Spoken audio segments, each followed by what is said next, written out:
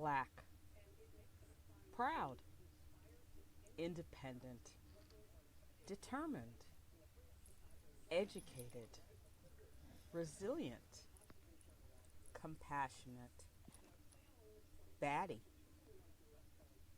funny, quirky, unique, creative, thoughtful, sincere, loyal, gutsy, vibrant, resourceful, imaginative, engaging, fabulous, awesome.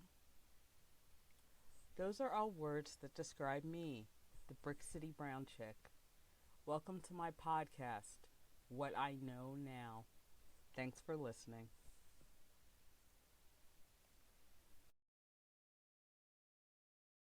Hi, everyone. Welcome back to What I Know Now. I am your host, the Brick City Brown Chick, and today is episode 9. Here I am. If you talk to any Black woman about her hair, she will likely tell you some or all of her hair journey because we all have one. Mine started out as a very young child, and my mother's concern that I wouldn't grow a lot of hair. When I was born, I just had a small tuft of hair, and she was concerned that it wouldn't grow. So she spent a lot of time, energy, and ultimately money on various hair care treatments to ensure that my hair would grow. So by the time I was ready for school for first grade, I had about that much hair, which is really not a lot, all over my head. But it was enough for her to be able to put my hair in barrettes because that was super important to her, that I looked girly. So that was a big thing. Any woman who grew up in the 60s and 70s knows how hard it was to sleep on those plastic front, metal back barrettes. They were the worst. The only thing that was worse than those were those hard pink plastic rollers. Thankfully for me, my hair did not take to those at all. So after a week of trying to get my hair to agree to stay in those hair rollers, my mother gave up. So a few years after that, sponge rollers became all the rage. So then she could roll my hair with sponge rollers. My initial hair journey was very, very old school. I know today it's popular for some mothers to get their kids into braids as young as possible, or sometimes weaves as young as possible. But back in the 70s, those weren't things, at least not for children. So, what my mother did instead was she did my hair at home, probably until I was about 10 years old. If you're a Black woman, you'll be very familiar with what I'm about to describe. But if you're not, here's the inside story. In the 1950s, 60s, 70s, as long as people of my generation have been growing up, our mothers used to straighten our hair because our natural negroid hair was super, super tight and super, super curly. I guess today the word we use is coily, but when I grew up, it was kinky and curly. So our mothers would need to straighten our hair first before they could do anything with it, before they could curl it, before they could twist it, before they could put it up in barrettes. It would have to be straightened. Now, straightening hair today is much easier than it was when I was a kid. And what happened to me as a kid was much easier than what my mother went through when she was in college in the 1950s. In the 50s, Black women who didn't have a lot of money used to flatten their hair or straighten their hair with an iron. And by iron, I mean the thing you iron clothes with. They would lay their head on the ironing board, and either they or they would have a friend straighten their hair with that iron. Now, to me, that sounds barbaric and crazy, but that's what they used to have to do. My mother would frequently remind me of that fact when she was doing my hair about how much easier I had it than she did. Her definition of easy was in order to straighten my hair, instead of an actual clothing iron, she used something called a hot comb. Now, hot combs are electric. You can plug them in just like a curling iron, set a temperature for them, and straighten your hair. That is not how the 1970s was at all. My mother would have to take the hot comb, which was a comb made out of iron, I don't know, something super heavy and metal, and she would put it on our gas stove, turn the stove on, and let the comb get hot. Now, there was no way to regulate what the temperature of the comb was when you took it off the stove. It would smoke, and she would blow on it, and then come at my scalp and straighten my hair with this hot comb. Needless to say, it was not fun. I was the word my mother used was fidgety, because she was coming at my scalp with a hot comb, and it just wasn't pleasant. So she would hot comb my hair, straighten it all after she had washed it twice and conditioned it. So we're now probably 2 hours into this process. And then she would straighten my hair. And once my hair was straight, she'd then take a curling iron, which back in the day also was not something you plugged in. You also put the curling iron on the stove, got it hot, blew it off, and then curled the hair you just straightened. So the whole process probably took close to 4 hours. And this went on twice a week from the time I went to school at age 5 or 6 until the year I turned 10, when I decided I was getting a Jerry curl because I just could not deal with the hot comb and the hot curling iron anymore. Especially since my mother's solution for me being fidgety was to take the hot comb and hit me in the head with it and tell me to sit still. So that didn't go well at all. So when I turned 10, I got a Jerry curl, which is something we all laugh about today.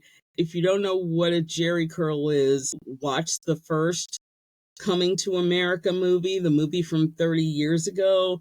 And when they're making fun of the guy who's trying to steal away the girl Eddie Murphy loves and his soul glow hair, that's what a Jerry curl was.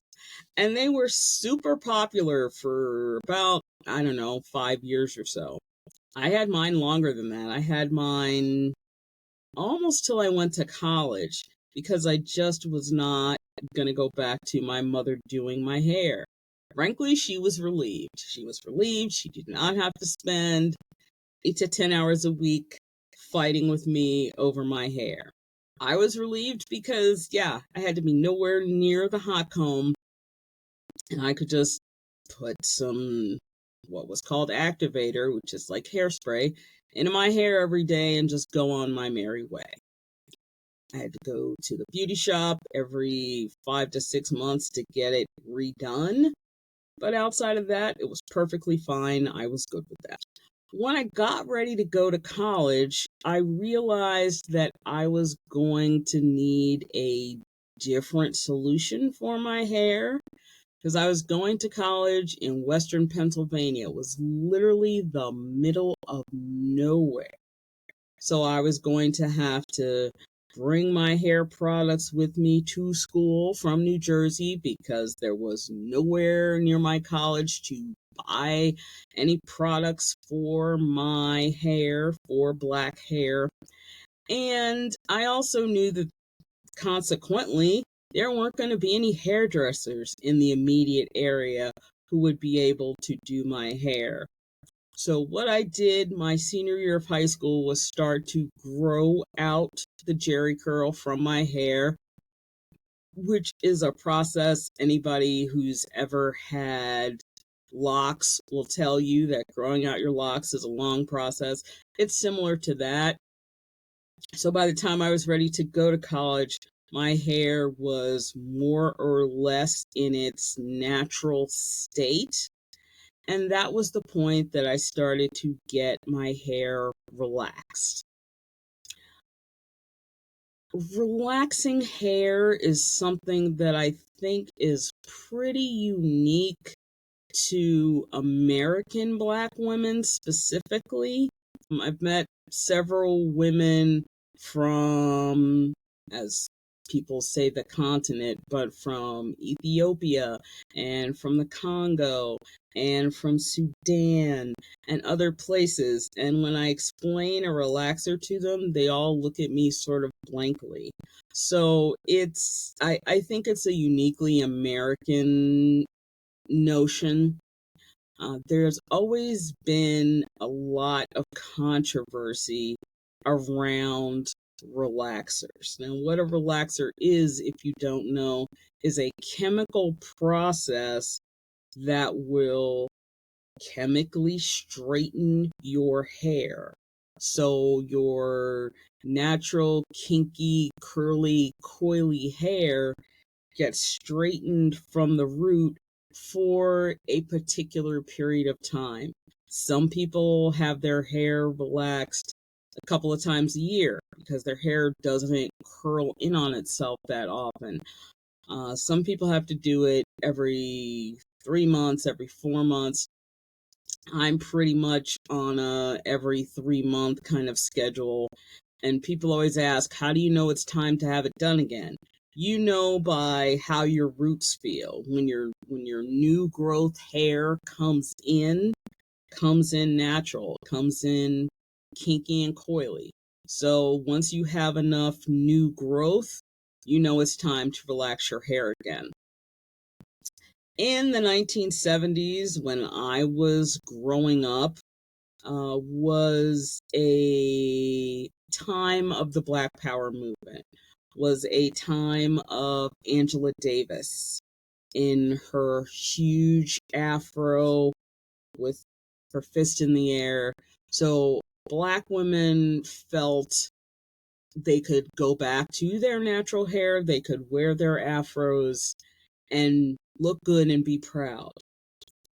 So there became a lot of tension between women who were natural, who wanted to wear their afros and wear their hair the way it was, and women who made the choice to chemically change the essence of their hair.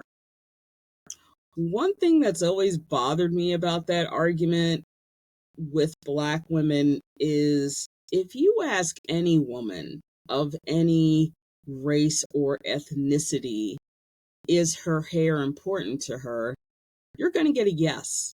Even women who like to think of themselves as low maintenance and they don't want to be bothered with a complicated hair routine, they have a certain kind of hairstyle that they like and that works for them.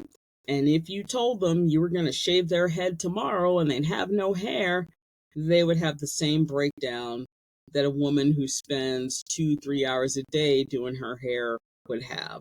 So it's always frustrated me that people like to act like that's a unique part of being a Black woman, that you care about what your hair looks like, because that's a myth. So when I went to college and started relaxing my hair myself, because again, there were no hairdressers around who could do my hair, I had a lot of breakage. A lot of my hair fell out. It was just sort of a long 4-year process of trying to figure out how to take care of my own hair, which on the one hand was a pain and frustrating because nobody wants to be 20 years old and have their hair breaking and falling out. But it was good from the perspective of it did teach me what my hair would tolerate, what my hair would not tolerate, what looked good on me, what didn't look good on me. So I got to learn that really early in my 20s. So by the time I graduated from college, moved away from home and was off on my own at 22, I knew how to take care of my own hair. And I also knew what to look for in a hairdresser. I am pretty low maintenance, just in general, but when it comes to my hair, I just needed to, do what it does and look a certain way, and I don't get really bogged down and obsessed about various aspects of my hair. My hair is super thick and super coily, and it's only going to do certain things. So when new hairstyles come out that I think look really cool, I think, oh, that might look good on me. And I thought, you know damn well your hair is never going to do that. And a specific example I have is when Rihanna first came out with her umbrella video and how silky she and her hair was and how cool she looked with that bob. I've always wanted a bob. My hair will never, ever agree to a bob. It's just, that's not the texture, that's not the consistency. And so I've long since given up that dream. But what I will say is, over the years, I have undergone some fundamental changes with my hair. I had braids for close to 18 years. I would just get them done every 4 to 5 months, take out the old ones, and have the new ones put in. Take out the old ones, have the new ones put in. And from my standpoint, it was mostly about convenience because, well, a long time ago, I lived in Virginia and worked in DC, and then I moved to Maryland and worked in DC. Okay, both of those places I lived presented the same problem from a time standpoint. I'd have to be at work at 8 a.m. So what that meant was in my apartment in Virginia or Maryland, I had to be up by 5:30 so I could get myself ready so I could be out the door by 6:15, no later than 6:30. So I could drive to the train station, get on the train, get to work on time, all that kind of thing. So it became a choice of, am I gonna spend an extra half an hour to 45 minutes in the morning getting my hair ready, or am I gonna sit through what used to take 8 to 10 hours to get my hair braided every few months, get up in the morning, toss my hair in a ponytail, put on some lip gloss, and get out the door? So it really did come down to a matter of convenience for me. What I found over the years, I worked in DC. I worked mostly for nonprofits and associations. So, sort of, small little groups of people. And the offices were always pretty 80% white, 20% black. So I would get asked various and sundry questions about my hair, how long it took to get done, how I needed to take care of it, all sorts of questions. And usually I don't get upset when people ask me those questions because I'd rather people ask than I give them accurate information then they walk around assuming some crazy nonsense and then blurt it out one day, and then I just look at them like they're crazy. So I used to work with a woman who was a very, very sweet woman, but very, very, what's a nice word? Clueless about Black people and Blackness in general, even though she was from the state of Mississippi, because Mississippi has the highest Black population of any state in the Union.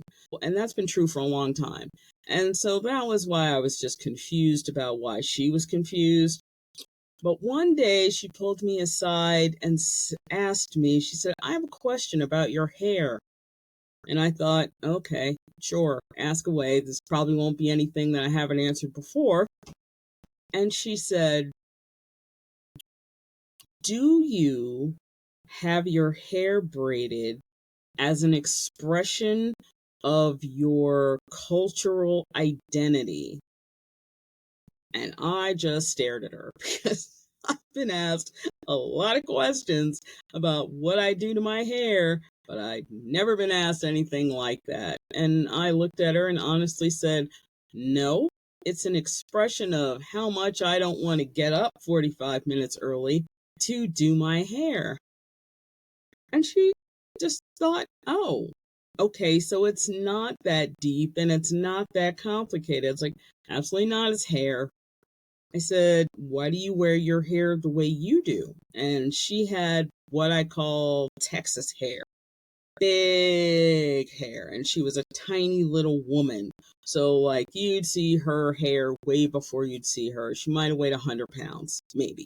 But her hair was just huge. And she's like, "I've just always worn my hair this way. I get up in the morning and I back tease it and I flip it over and all these other things." She's like, "This is just what works for me." And I said, "And braiding my hair is what works for me."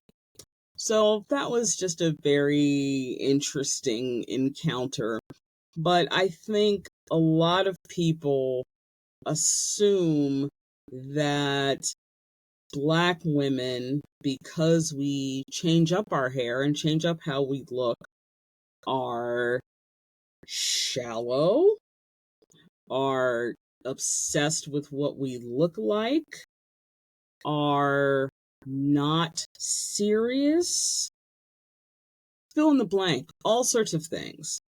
And for me as a Black woman, it has been extremely frustrating over the years to watch teachers or school districts put limitations on children, say they can't have braids or they can't have locks, or to see certain professions say that braids or locks or weaves or whatever don't look professional.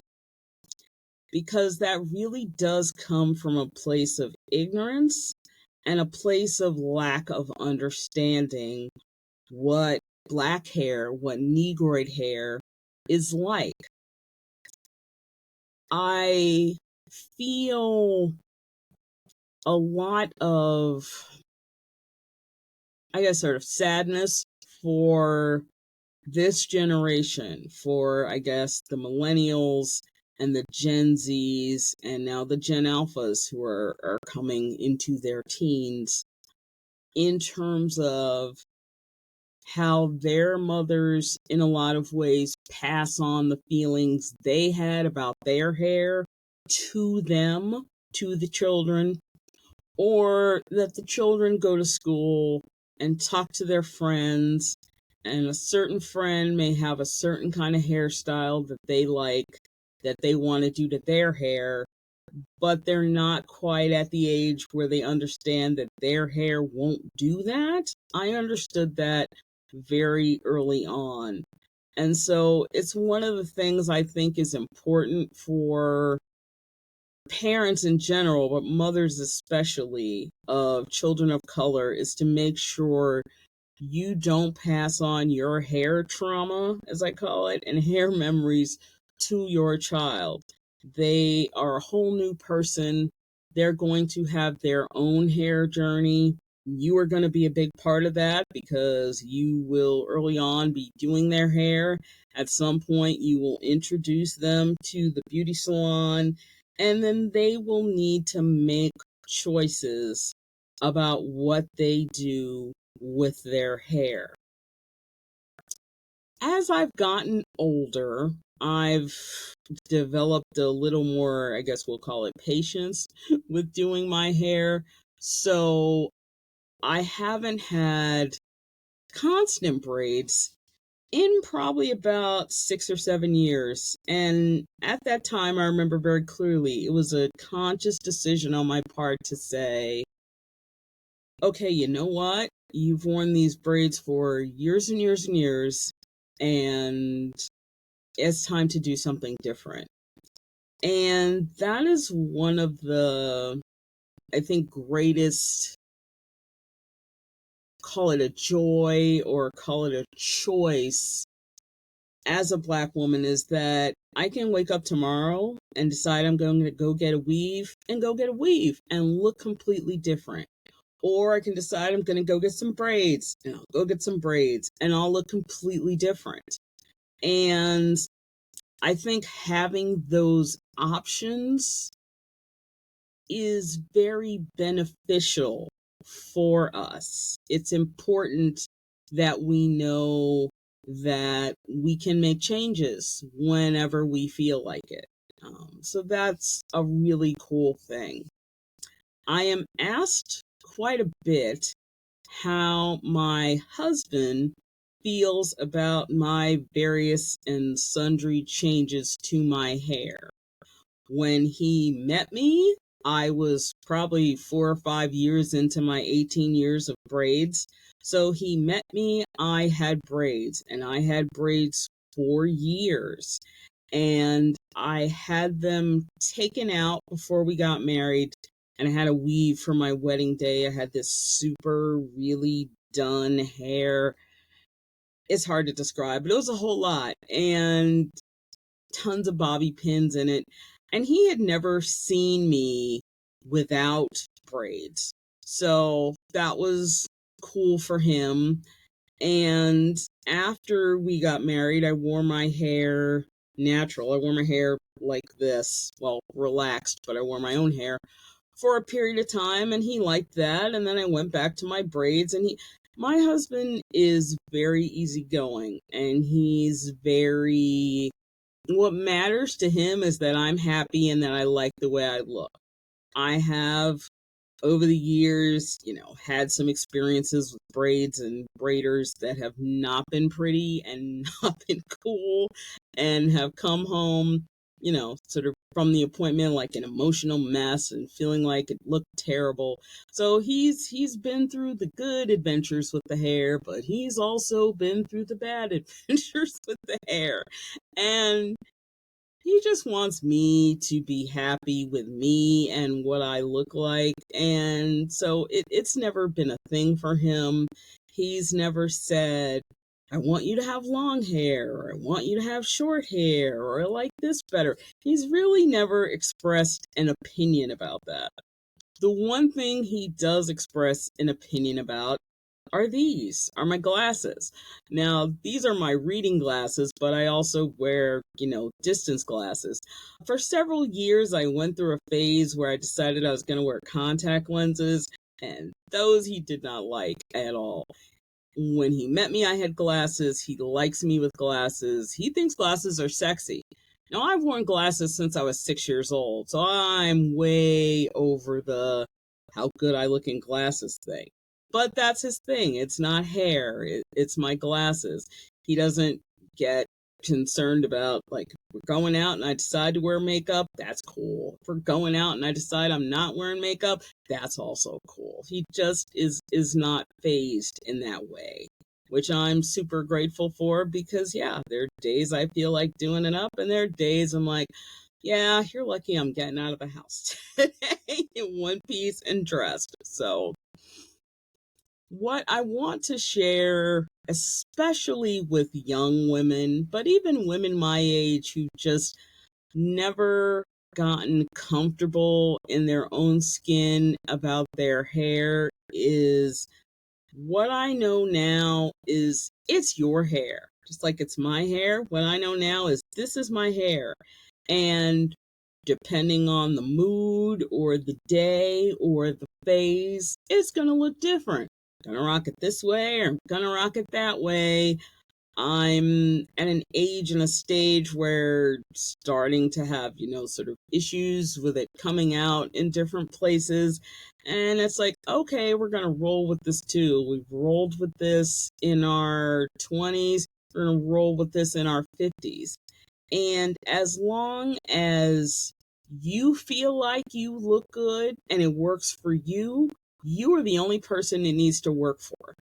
And I mean that in terms of if the person in your life is not happy with various and sundry changes you make to your hair, they may not be the person for you in the long run because they don't have to get up every day and work with it and deal with it. You do. So at the end of the day, it's super important that you be happy with you and what you look like. And hair's a big part of that, whether you're black, white, Asian, Latino. Hair is a big part of who you are. So go out, find a style or a system or a weave or braids that work for you and rock those and know you look good. I want to thank everybody for joining me today. You can catch this podcast, What I Know Now, wherever you get your podcasts. And if you'd like the visual version, you can also catch it on my YouTube channel. The channel is Brick City Brown Chick. I hope you have enjoyed today's episode, and I will see you next week. Bye-bye.